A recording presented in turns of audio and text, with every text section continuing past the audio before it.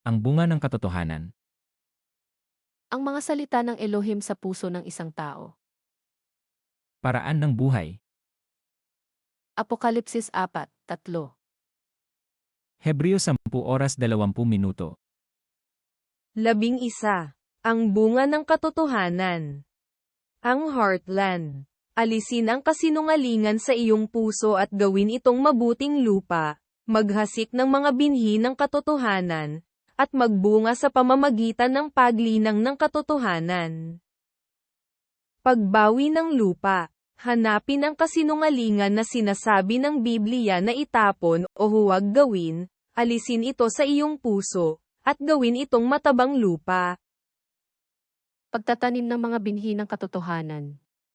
Hanapin ang katotohanan na sinasabi ng Biblia na panatilihin, at itanim ang binhi ng katotohanan sa pusong bukid na gawa sa matabang lupa, linangin ito at magbunga ng katotohanan.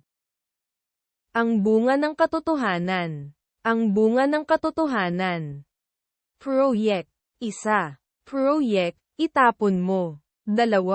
Proyek, wag na. 3. Proyek, panatilihin ito. 4. Proyek, gawin mo. IV. Proyek, gawin mo. Alisin ang kasinungalingan sa iyong puso at gawin itong mabuting lupa. Paraan ng buhay. Apokalipsis 4:3. Hebreo 10:20. Santiago Kapitulo 5 Versikulo 8. Mangagtiis din naman kayo, pagtibayin niyo ang inyong mga puso, sapagkat ang pagparito ng Panginoon ay malapit na. Dapat din kayong magtiyaga. Tibayan ninyo ang inyong loob, sapagkat nalalapit na ang pagdating ng Panginoon. Santiago Kapitulo 5 Versikulo 10. Kunan ninyong halimbawa ng pagbabata at ng pagtitiis, mga kapatid, ang mga propeta na nagsipagsalita sa pangalan ng Panginoon. Mga kapatid, tularan ninyo ang mga propetang nagsalita sa ngalan ng Panginoon.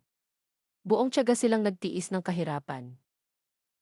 Santiago Kapitulo 5 Versikulo 13. Nagbabata baga ang sinuman sa inyo? Siya'y manalangin. Natutuwa ang sinuman. Awitin niya ang mga pagpupuri.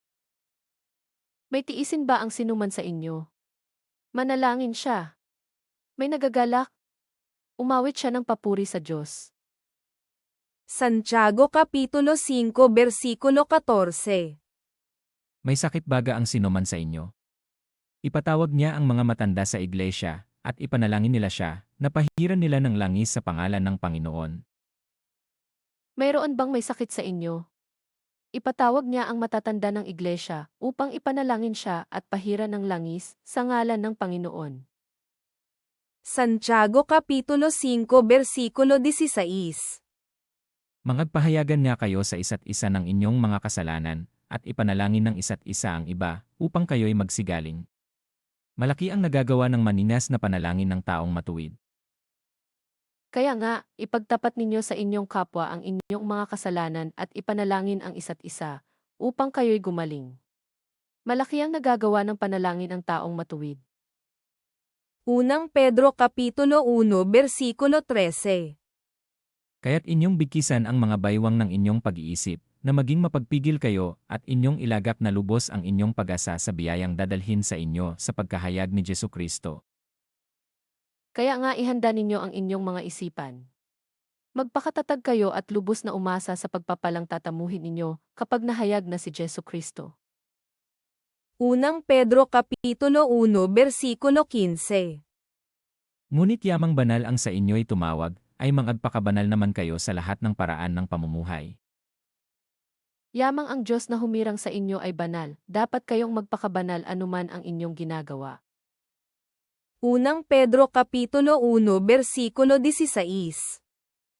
Sapagkat nasusulat, kayo'y magpakabanal sapagkat ako'y banal. Ayon sa nasusulat, magpakabanal kayo sapagkat ako'y banal. Unang Pedro Kapitulo 1 Versikulo 17. At kung inyong tinatawagan na Ama, siyang walang itinatanging tao, na humahatol ayon sa gawa ng bawat isa, ay gugulin niyo sa takot ang panahon ng inyong pangingibang bayan. Walang itinatangi ang Diyos. Pinahahalagahan niya ang bawat isa ayon sa mga ginawa nito. At yamang tinatawag ninyo siyang Ama, igalang ninyo siya habang kayo'y nabubuhay.